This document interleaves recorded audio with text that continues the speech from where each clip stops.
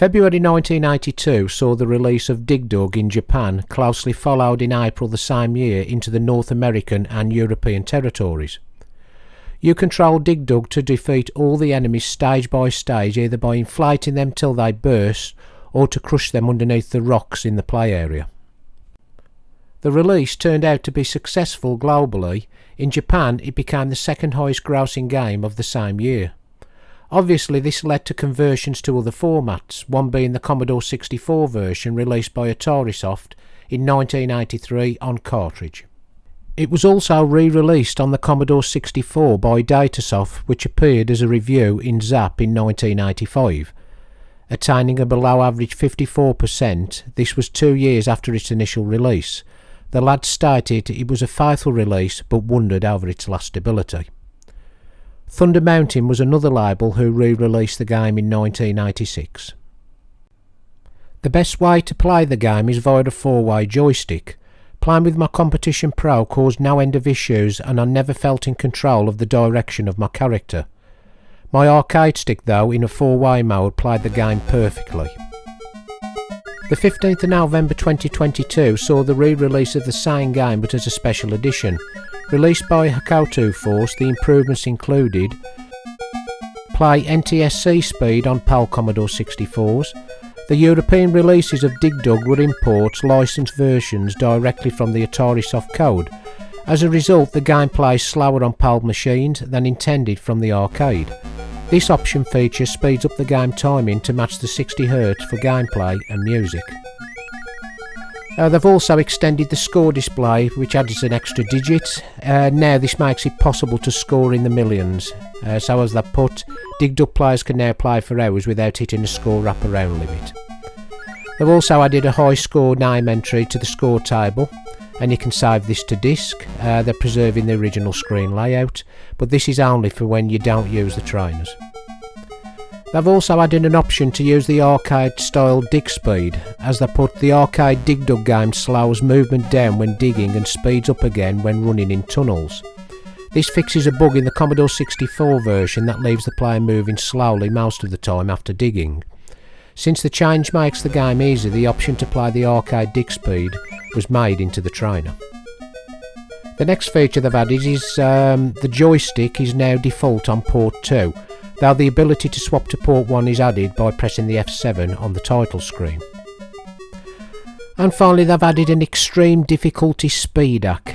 They've saying since they found a way to speed up the gameplay to match the NTSC timing, they were able to unlock the fastest possible speed for the game. And they say it makes Dig Dug extremely hard, but also provides the challenge for expert players to look for something different. So they say if you play the extreme hack and don't use any of the trainers, you get to save your high score. Okay, let's move on to the main feature of the game. And we're going to move into the options, which allows you to play NTSC speeds, use the trainers, and as it says at the bottom, press F7 to switch between Joy 2 and Joy 1 ports. Here's a selection of the levels and how the game plays with the new speed.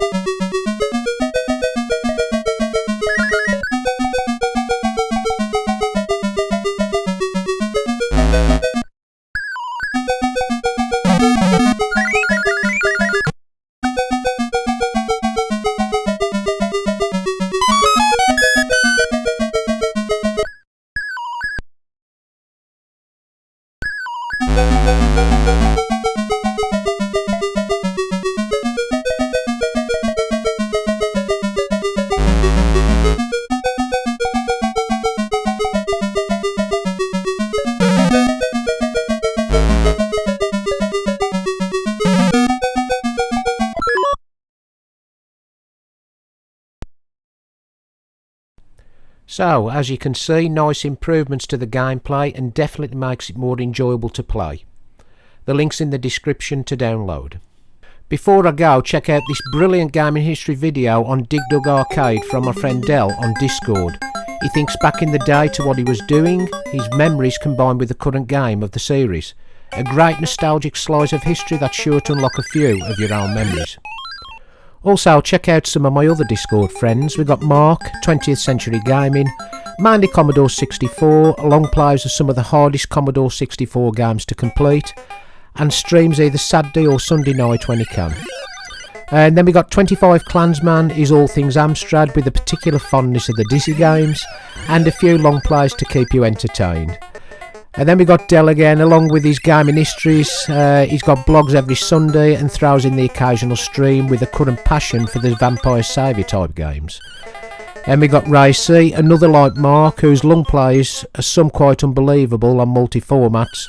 Some of his long plays are first for YouTube as well. We got Dave, Retro Games Plays Badly. He's a collector with a few different formats, whose passion is the Spectrum computer and the artwork of Bob Wakelin, which is an ongoing project for him. Then we've got Runny Plays, which is Mark's brother from 20th Century Gaming. He live streams modern to retro stuff. Gaming has been his passion back in the day, from the Atari 2600 to the ZX Spectrum computer. Then we got Bit Rach, like 25 Clansman, is all things Amstrad, and she's just won YouTuber of the Month for November on Generation Pixel, so well done, Rach. So until next time, thanks for watching. For another slice of retro, join Electronic Bric-a-Brac on the next video. Thank you, goodbye.